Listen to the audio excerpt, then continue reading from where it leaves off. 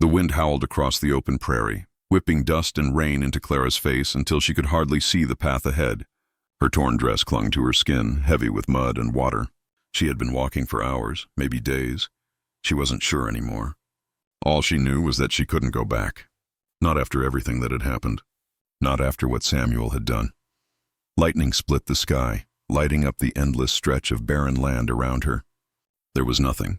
No trees, no shelter, just the whisper of the storm and the ache in her bones. Her shoes had long since given out, every step cut into her feet like glass. She clutched the small satchel against her chest, all that remained of her old life. Inside were a few coins, a faded ribbon, and a small sketch of her mother. The rest had burned with her home. When the faint glow of a lantern appeared in the distance, Clara almost thought she was dreaming. She blinked through the rain, but it was real. A single light flickering through the storm, a promise in the dark. She forced herself onward, step by agonizing step, until her knees gave out in front of a weathered porch. The house loomed tall and sturdy, its wood darkened by years of wind and dust. Clara hesitated. What if they turned her away? What if they asked too many questions? But the thunder cracked again, and she knew she didn't have a choice. She lifted her trembling hand and knocked. Once, twice. The door opened after a moment, and a man stood there, lantern in hand. His figure filled the doorway. Broad shoulders, work-worn hands, a face shadowed by a few days' stubble. His eyes were steady and unreadable, the color of old whiskey. For a moment, neither of them spoke. Then he said, voice low and calm, "You're out in this storm alone?" Clara swallowed, her voice barely more than a whisper. I was traveling. My horse ran off. I just need somewhere to rest for a while." The man studied her for a long moment. The wind howled again, pushing rain through the open door, and he finally stepped aside. "Come in before you freeze." The warmth inside nearly broke her. A fire crackled in the hearth, and the faint smell of coffee and leather filled the air. She stood awkwardly near the door, afraid to drip on the clean floor. He set the lantern down and fetched a blanket from a nearby chair. "Here," he said, holding it out. "Sit by the fire." She obeyed, too cold and exhausted to argue. The blanket felt like heaven, rough wool but blessedly warm. He disappeared for a moment and returned with a steaming mug. "It ain't much," he said, handing it to her. "But it'll help." She took it carefully, her fingers trembling. "Thank you, Mr. Elias," he said simply. "Elias Ward. I'm Clara." He nodded once, sitting across from her. For a while, the only sound was the rain on the roof and the slow pop of burning wood. His gaze wasn't unkind, but cautious, as though he'd seen too much of life to trust easily. "You can stay the night," he said at last. "There's a spare room out back. We'll figure things out come morning." Clara's throat tightened. "I won't be a burden, I promise." Elias's eyes softened just a little. "Didn't say you would." When she finally lay down that night, wrapped in borrowed blankets and surrounded by the quiet hum of the storm, Clara let herself cry. Not from fear this time, but from relief. For the first time in a long while, she wasn't running. She was safe, outside. The prairie wind carried the faint creak of the old ranch house. And inside, a lonely rancher and a broken woman both began to feel the first flicker of something they hadn't known in years. Hope. Morning light slipped through the cracks in the wooden shutters, soft and golden. Clara woke slowly, unsure for a moment where she was. The smell of coffee and hay reached her first, followed by the creak of the floorboard somewhere beyond the door. Then she remembered. The storm, the stranger, the warmth of his fire. She sat up, her body aching from the long days of walking. Her dress, still damp from last night's rain, hung over a chair near the window where she'd left it to dry. It looked pitiful, torn at the hem, stained with mud, a ghost of who she used to be. She ran her fingers over the rough blanket that covered her, feeling the coarse wool against her skin. It was real, all of it. When she opened the door, the smell of bacon and bread greeted her. Elias stood by the stove, sleeves rolled up, his broad back turned to her as he worked a skillet. His movements were quiet and deliberate, like a man who'd lived too long in silence. "You're up," he said, without looking over his shoulder. "Yes," she murmured. "I didn't mean to sleep so long."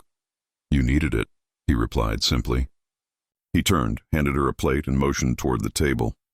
"Eat." Clara hesitated before sitting. The food looked like a feast, scrambled eggs, bread, and strong coffee, but her stomach twisted with a different kind of hunger. Guilt, maybe, or unease.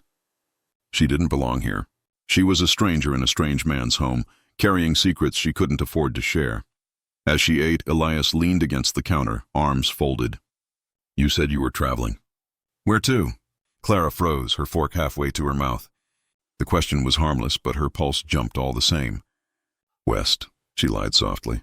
"I heard there's work out near Willow Creek, maybe as a seamstress." Elias studied her for a moment longer than was comfortable. His eyes weren't sharp, but they were observant, like he was used to reading people the way other men read weather signs. "Willow Creek's a rough place," he said finally. "You'd be better off staying clear of it." She nodded quickly. "Maybe I will." He didn't press further, and for that, she was grateful. But the silence that followed was thick with questions unasked. She could tell he didn't trust easily, maybe not at all. There was something in the way he moved, cautious but steady, like a man who'd been disappointed too many times to expect better. Later that morning, Clara stepped outside to breathe in the clean air. The ranch stretched wide and quiet before her. Rolling pastures, a barn with faded red paint, fences running long into the horizon.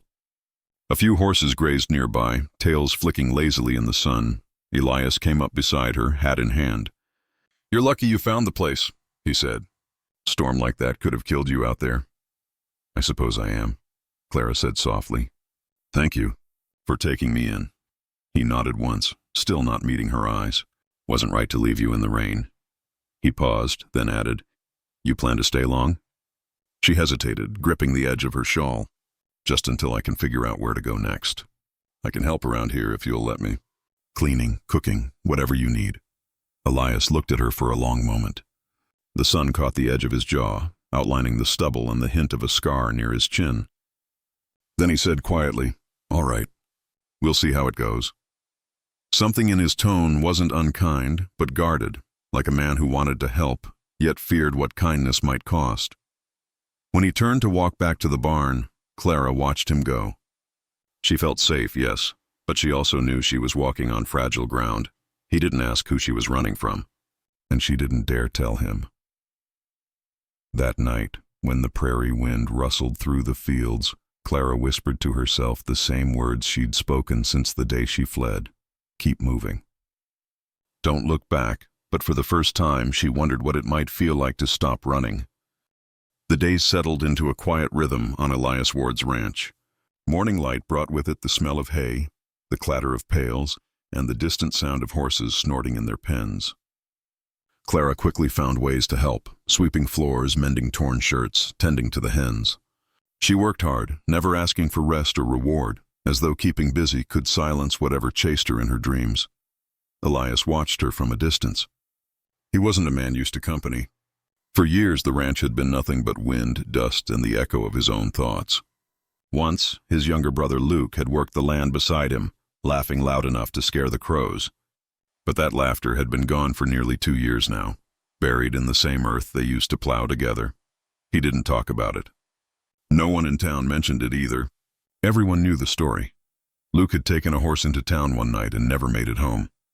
A shootout, a drunken fight, bad luck, whatever it was. It had left Elias alone with a ranch too big for one man, and a heart too hollow to care. So when Clara appeared on his porch that stormy night, something in him shifted, though he didn't admit it. He told himself it was decency, nothing more. A man couldn't turn away someone freezing in the rain. But when he saw her laugh softly to herself while brushing the horses, or when she sang under her breath while hanging laundry, he felt a strange warmth he hadn't known in years. Still, Elias kept his distance. One afternoon, Clara came in from the barn, her hands smudged with dirt, a streak of hay in her hair. "The gray mare's limping," she said. "Looks like her shoe's loose." Elias nodded, impressed she'd noticed. "You've got a good eye," he said. She smiled faintly. "I grew up around horses. My father had a few before." She stopped, catching herself. "Before what?" he asked gently. "Before everything went wrong," she said, eyes downcast. Elias didn't push. He knew what it meant to lose everything. Some stories didn't need to be told to be understood. Instead, he handed her a pail of water. "You want to help me fix her shoe?" Her eyes brightened with purpose. Together they worked in quiet harmony. Clara held the mare steady while Elias hammered the shoe into place, his movements sure and practiced. When it was done, she looked up at him with admiration. "You're good with them," she said. He wiped his brow with the back of his hand. "They're easier than people," he said dryly. She smiled, but there was sadness in it. "Sometimes I think that's true." That evening they shared supper at the small wooden table. The firelight flickered over the room, warming the shadows that clung to the corners. Clara set down her fork and said softly, "You live out here all alone?" Elias hesitated. "Been that way for a while. No family?" "Not anymore." His voice was low, final. "I'm sorry," she whispered. He gave a small nod. "Life's got a way of taking what it wants." Silence stretched between them, not uncomfortable but heavy, filled with words neither dared speak. She wanted to tell him she understood, that she too had lost more than she could bear. But she was afraid. If she opened up, she might break apart completely. After supper, she washed the dishes while Elias stepped outside. He looked up at the wide, star-filled sky, the same one he and Luke used to ride under. Inside, he could hear Clara humming softly to herself, a tune that sounded like both sorrow and hope. He closed his eyes. He told himself he was just letting her stay until she got back on her feet. But deep down, Elias Ward already knew the truth. The lonely ranch no longer felt empty. Clara woke before dawn, the gray light seeping through the window like a memory she couldn't quite escape. The ranch was quiet, only the faint rustle of wind against the shutters and the far-off cry of a rooster broke the stillness. She sat on the edge of her bed, clutching the small satchel she always kept nearby. Inside it, under the folded cloth and ribbon, was a letter she could never bring herself to burn. The handwriting was elegant, slanted, the kind that looked gentle until you remembered whose hand had written it. "You are mine. Clara. Don't forget that." Samuel Price's words stared up at her like a scar that refused to fade. She tore her gaze away, stuffed the letter back inside, and tied the satchel shut with trembling hands. She told herself she was safe here. Samuel couldn't find her this far west. No one from her old life would even think to look. Still, fear had a way of finding cracks in even the sturdiest walls. When Clara stepped outside, the morning air was cool and clean, smelling of damp earth and sage. Elias was already at the corral, tightening the bridle on a chestnut mare. The sun glowed faintly on his shoulders as he worked, quiet and steady, as though the land itself breathed in rhythm with him. "You're up early," he said, glancing over. "Couldn't sleep." He gave a small nod. "Coffee's on the stove if you need it." Clara smiled faintly. "Thank you." She liked that about him.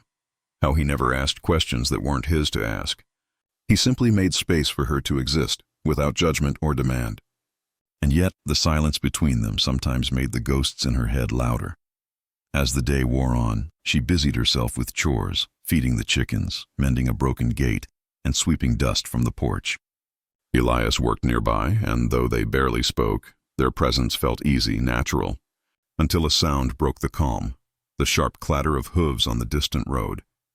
Elias stiffened, his hand instinctively going to the handle of his revolver. "Riders," he said quietly. Clara's heart thudded in her chest. She turned toward the horizon, shading her eyes.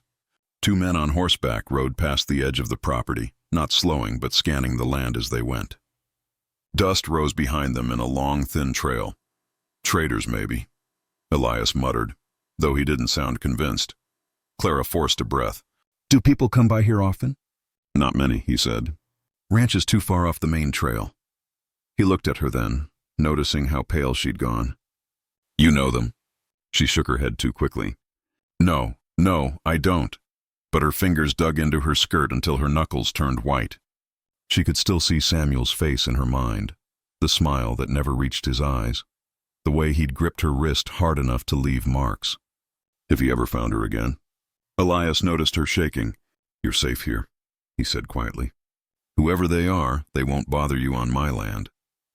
His words should have comforted her, and yet something deep in her chest twisted tighter. She didn't deserve his protection, not after the lies she'd told him. That night, when Elias had gone to bed, Clara crept out to the porch. The prairie stretched dark and endless before her, a sea of shadow and silence. In the distance, a wolf howled. She clutched her satchel close, whispering to the night, You won't find me again, Samuel. You won't. But even as she said it, she could feel it, the faint hum of fate tightening around her. Somewhere out there, a man with cruel eyes and a silver ring was asking questions. And soon someone would tell him exactly where to look. The sky burned orange as the sun dipped behind the hills, painting the ranch in soft gold. Clara stood by the barn, watching the light fade across the open fields.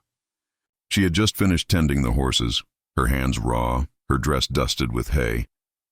But there was a kind of peace in the tiredness now.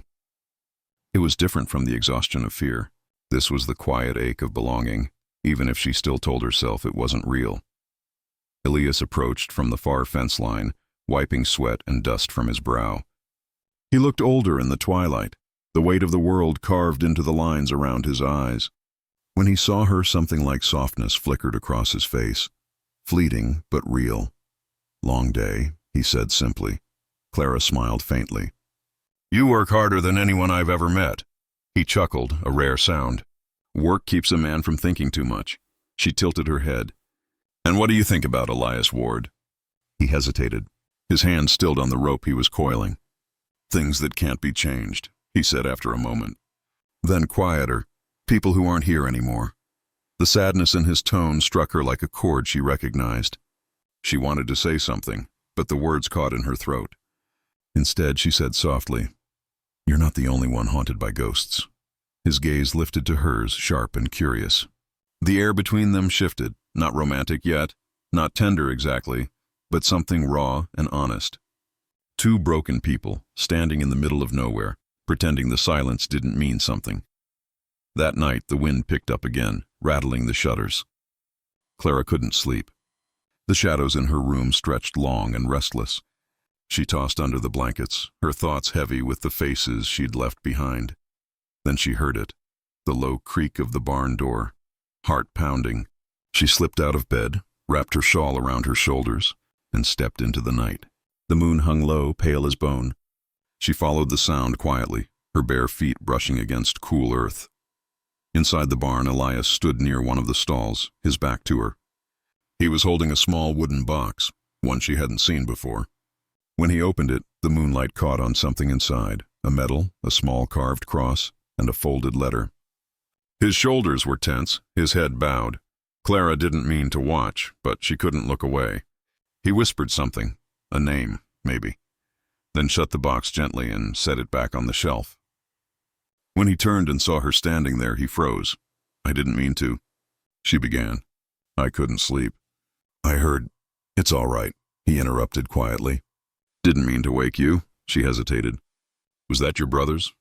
His jaw tightened. "Yeah." He looked down at his hands. "Luke, he died 2 winters ago. Got himself mixed up in a bad crowd in town. I told him to stay away from them, but—" His voice broke. "He was my only family." Clara stepped closer, unsure what to say. Finally, she reached out and touched his arm, a soft, hesitant gesture. "I'm sorry, truly." He met her eyes then, and something inside him gave way. "I don't talk about it," he said. "Feels easier not to." "I understand," she whispered. "Some pain doesn't go away when you talk about it. It just sits quieter for a while." They stood there for a long moment, surrounded by the smell of hay and the gentle sounds of horses shifting in their stalls. When she finally turned to leave, Elias's voice stopped her. "Clara," he said softly, "whatever it is you're running from, you don't have to carry it alone." She froze. The words struck deep, too deep. She wanted to tell him everything. About Samuel, about the threats, about the fire, but fear kept her lips sealed. Instead, she whispered, "Thank you," and walked back toward the house, her heart pounding in her chest. Behind her, Elias watched her go, knowing there was more to her story than she'd ever said. And in the quiet that followed, both of them felt it. The fragile, dangerous beginning of something neither had planned to find again. The morning began like any other. Clear blue sky, soft breeze rolling through the grass, the low hum of life waking across the ranch. But beneath the calm, something felt different. The air carried a tension Clara couldn't name, like the stillness before a storm. She was hanging laundry near the porch when she heard the distant thunder of hooves. At first she thought it might be Elias returning from the south field, But when she looked toward the road, she saw two men riding fast, their silhouettes cutting sharp against the sunlight. A chill ran through her before she even recognized them. They slowed near the fence line, scanning the land as if searching for something, or someone. Her breath caught. Samuel's hired men. She'd know their shapes anywhere, even from afar. She dropped the sheet she'd been pinning and stumbled back toward the house, heart pounding. Inside, Elias looked up from his workbench. "What's wrong?" "Riders," she said, voice shaking. "Two of them. They're not from around here." Elias's brow furrowed. He crossed to the window, took one look, and his expression hardened. "You know them?" She hesitated, just long enough for the truth to show in her eyes. "I think they might be looking for me." He turned to her slowly. "Who are they, Clara?" She swallowed hard. "Men who work for someone I used to know. Someone I can't let find me." Elias didn't press for more. He just grabbed his rifle from the wall and stepped out onto the porch, his stance calm but unyielding. The men were already approaching the front gate, dust swirling around their boots as they dismounted.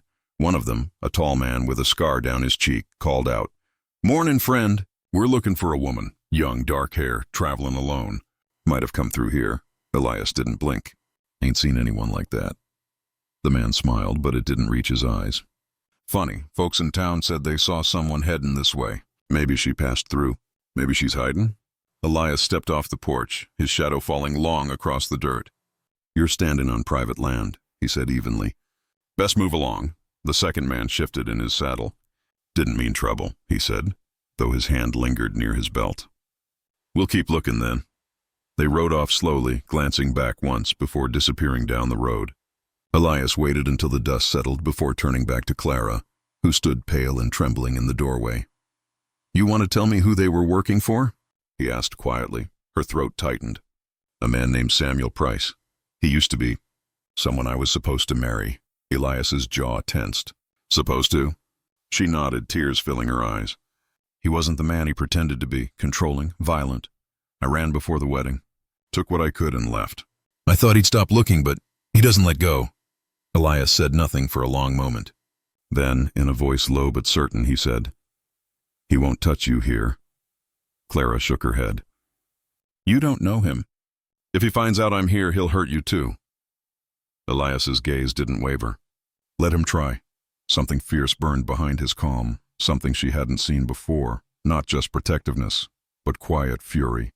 It scared her a little, but it also made her feel something she hadn't felt in months. Safe. That night, Elias checked every lock, every gate, every shadow. Clara watched him from the window, guilt twisting inside her. She wanted to leave, to protect him, but she couldn't bring herself to go. When he came inside, he found her sitting by the fire, clutching her satchel. "I never meant to bring trouble here," she whispered. He knelt beside her, his voice steady. "You didn't bring trouble. It came looking, and if it shows up again, it'll wish it hadn't." Outside, the prairie wind rose, carrying dust across the dark fields. Somewhere far off, a rider's whistle echoed faintly in the night. The storm she'd been running from was coming. And this time she wasn't facing it alone. The morning came with a heavy stillness, the kind that settled deep into the bones of the land. Even the horses seemed uneasy, ears flicking, muscles tense, as if they sensed what was coming. Elias noticed it too. He moved with purpose, checking his rifle, walking the fence line, every step deliberate. Clara watched him from the porch, her hands twisting in her lap. Sleep had eluded her again. All night she dreamt of Samuel's voice, the low, cruel drawl that used to make her flinch. She could still hear him saying her name like it was something he owned. She tried to tell herself he wouldn't come, that maybe his men had given up. But when the first cloud of dust appeared on the far ridge, her stomach dropped. 3 riders this time. Samuel was at the front. He rode like he owned the world, back straight, hat low over his eyes, a gloved hand resting on the pistol at his hip. Even from a distance, Clara could see the smirk that hadn't changed since the day she left him. The sight of it sent ice through her veins. Elias stepped out beside her, calm but ready. "Go inside," he said. She shook her head. "No, I can't hide from him again." Their eyes met for a heartbeat. He gave a single nod, then moved down the porch steps as the riders approached. When Samuel stopped a few yards from the house, he looked Elias over with disdain. "You've got something that belongs to me," he said, his voice smooth as polished glass. Elias's reply was steady. "Don't see your name on anything here." Samuel laughed softly, then turned his gaze toward Clara. "Clara, darling, you gave me quite the chase." She stood frozen, her fingers digging into the wood railing. "I'm not yours, Samuel." "I never was." He tilted his head, feigning pity. "Oh, sweetheart. You think running off with some ranch hand changes that?" Elias took a slow step forward, placing himself between them. "You need to turn that horse around and ride back the way you came." Samuel's smirk faded. "Or what?" Elias's eyes were cold. "Or I'll make you." For a moment, silence, the kind that comes before thunder. Then Samuel's hand twitched toward his gun. Elias was faster. The shot cracked across the open field, echoing through the hills. Samuel's pistol flew from his hand, clattering into the dust. The other men drew their weapons, but Elias's voice cut sharp and fierce. "Don't!" Something in his tone made them hesitate. They looked at Samuel, bleeding, clutching his arm, face twisted with rage, and faltered. Clara stepped down from the porch, her voice trembling but strong. "It's over, Samuel. You can't hurt me anymore." He glared at her with something dark and bitter in his eyes. "You think this man's gonna save you?" "He doesn't know what you are." Elias didn't even glance back. "She's not yours to talk about." "Get off my land," Samuel's lip curled. "You'll regret this, rancher." But the fight had already drained from him. He motioned for his men to follow, and they rode off, leaving behind a trail of dust and the echo of his promise. Clara stood trembling, her breath uneven. Elias lowered his gun and turned to her. "You all right?" Tears blurred her vision. "I thought I'd never be free of him," she whispered. Elias stepped closer, hesitated for only a second, then pulled her into his arms. "You are now." For a long time, neither of them moved. The wind carried away the last traces of dust and fear, and somewhere in the distance, a hawk cried out over the fields. Samuel was gone, and though the world was still wide and uncertain, Clara felt, for the first time in years, like she could breathe again. The days after the confrontation passed in a strange quiet. The air on the ranch felt lighter, as if the land itself had exhaled after holding its breath for too long. For the first time since Clara had arrived, the silence wasn't heavy with fear. It was calm, healing. Samuel Price was gone. Word traveled fast in small towns, and folks said he and his men had left the territory, nursing wounds and pride. Clara didn't care where he went, as long as it was far from here. For once she didn't wake to the echo of his voice. The nightmares had faded into dreams of open fields and steady hands. Elias fixed the fence near the south pasture that Samuel's men had damaged. Clara worked beside him, holding the boards steady while he hammered them into place. Every time their eyes met, she felt that unspoken warmth between them, something deep, quiet, and growing stronger by the day. "You don't have to help with this," Elias said, glancing over his shoulder as he worked. "You've done enough." Clara smiled softly. "I like helping. Makes me feel useful." He gave a small grunt, his way of saying he didn't mind her company. When the sun sank low, they sat by the fence, sharing a simple meal of bread, beans, and strong coffee. The horizon burned with pink and gold, and the air smelled of summer grass. Clara watched the light fade, her heart full and aching all at once.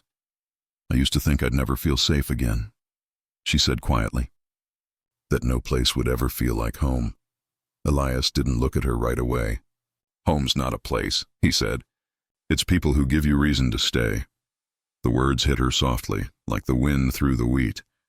She turned toward him, her fingers fidgeting in her lap. "And what if I wanted to stay here?" He finally met her eyes.